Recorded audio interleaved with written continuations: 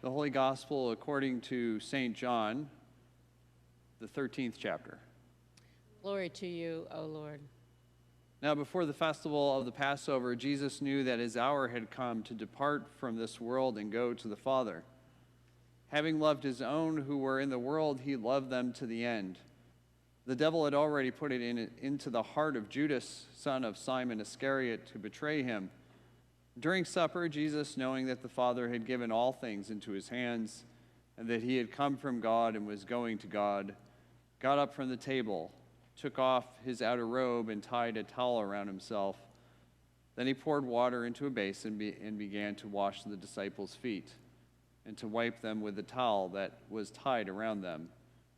He came to Simon Peter, who said to him, "Lord, are you going to wash my feet?" Jesus answered, "You do not know what I'm doing, but later you will understand." Peter said to him, "You'll never wash my feet."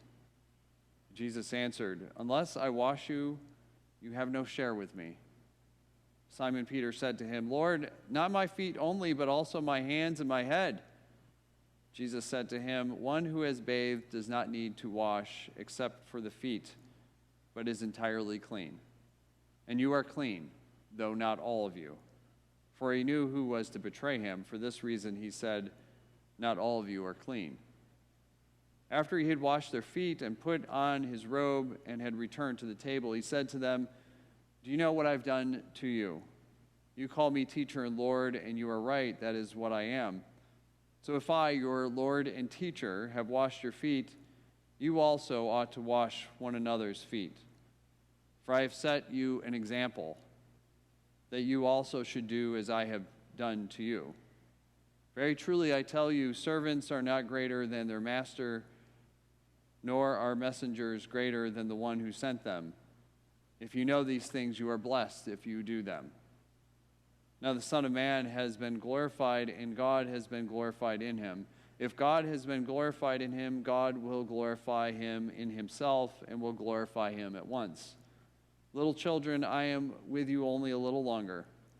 You will look for me. And as I said to the Jews, so now I say to you, where I'm going, you cannot come. I give you a new commandment, that you love one another, just as I have loved you. You also should love one another. By this everyone will know that you are my disciples, if you have love for one another." The Gospel of the Lord. Praise to you, O Christ. You may be seated. So as I said, Maundy, M-A-U-N-D-Y, means commandment. Comes from this Latin phrase. This is what we celebrate tonight. It's the celebration of the Last Supper. It's the washing of the feet. It's this new commandment. Let's talk about what the new commandment is not. The new commandment is, Jesus doesn't say, I give you a new commandment that you learn the right answers. Thank God he did not say that. He doesn't say, I give you a new commandment that you make sure you have the right beliefs. Nope. It's not, I give you a new commandment that you make sure that you are orthodox and that you're putting out heresies. Nope. I give you a new commandment that you love one another.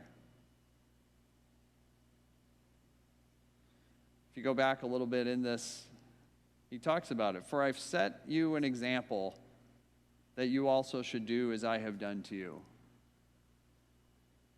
Not once does Jesus call us to learn the right answers. He calls us to follow him. Which I think is very interesting because the church for centuries has been very focused on getting the right answers.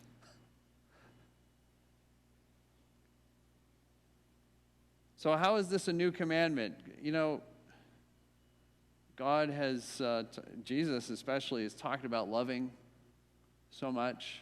How is this a new commandment? Two reasons. One, Jesus is setting himself as the standard. Here's the commandment. I've shown you how to do it. I'm now the standard for how you do this. Says it right in here. For I've set you an example. If you know these things, you're blessed if you do them. I give you a new commandment, that you love one another. Just as I have loved you, you should love one another. By this, everyone will know that you are my disciples if you have love for one another. And the second, it's the formation of community. Yes, Pentecost is when we celebrate the birthday of the church, but you can almost say that the Last Supper is the birthday of the church. Jesus creates community. In the midst of what's going to happen over the next couple of days, Jesus is creating community and giving them what they're going to need. Not just for the next couple of days, because a lot of them will flee, they'll be betrayed and all this, but for after the fact. How is this command different? When it's God so loved the world, that's one directional. It's one directional, going from God out. When Jesus calls us to love our enemies, that's usually one directional. Love our neighbor, it's one directional. It's not really relational. Here, though, I give you a new commandment, that you love one another. It's not one directional. It's moving in two directions. I saw a picture of this. Think of it as a square, 4 points. And every point is pointing to all 3 other points at the same time. So they're pointing to each other, they're pointing to each other, they're pointing to each other, they're pointing across to each other, they're pointing across. It's a box that is well strengthened because there is giving and receiving. This is what the essence of what this command is about. We can't always just be giving because we'll be empty. We're human and we run out. We get exhausted, burn out. You give until you're all given up. We also need to receive. And the other way, we can't just always be receiving.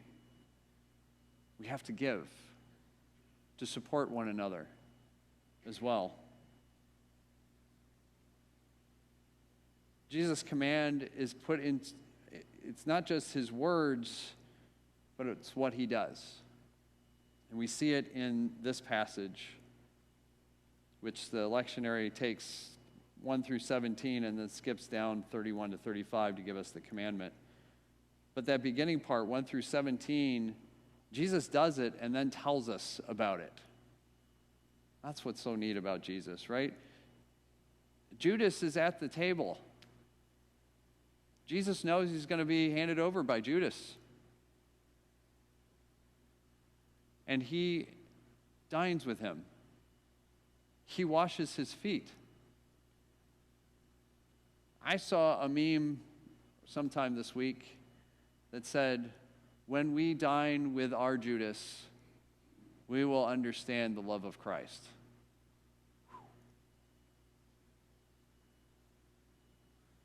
If you go on, then you've got Simon Peter and all the other disciples, and he washes their feet.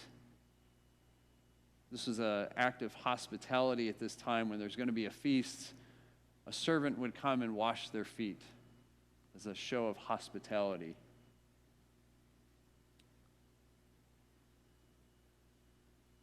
These are going to be the very same feet that walk with Jesus into the Garden of Gethsemane. And when the temple guard comes, they're all going to flee. They're going to run away.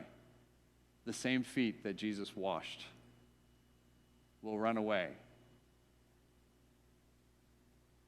The disciples gave up everything to follow Jesus. And in the garden, they'll give up everything to run away from him.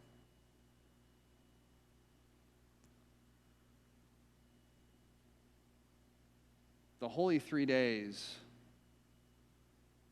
I think, are my favorite three days of the church year. Number one, the services are so unique and different. They force us to deal with things that we really don't want to deal with. We have to be vulnerable. We're going to talk about betrayal.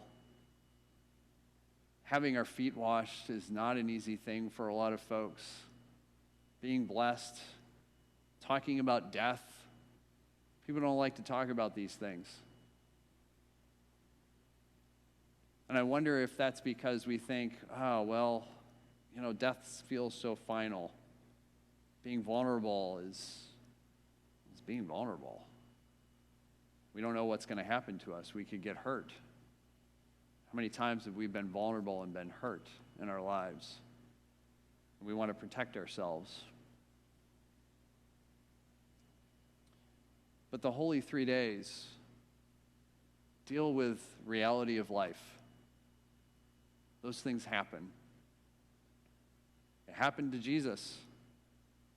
And he walks with us in those things. He doesn't leave us alone. He doesn't flee. He washes our feet. He dines with us. He welcomes us. He gives us an example of what we're going to need to do, not to earn anything, but in order to keep going on with life. Because life is going to go on. Life is going to go on. Brokenness is going to happen. Betrayal will happen. Vulnerability can be a beautiful thing, or it can be dangerous. And in the midst of that, Jesus gives us a commandment to love one another. He set an example. He shows us how to do it. Doesn't make it easy. It's certainly a challenge. And we're going to fail at it plenty of times. But we keep going. Jesus keeps going. Jesus will go all the way to death and beyond, because that's what love does.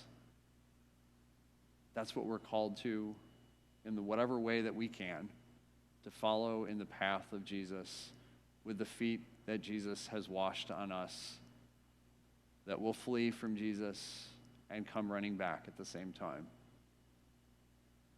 Jesus gives us a new commandment, one that's been around for thousands of years, and yet it's still as fresh and needed as always. Love one another. Thanks be to God.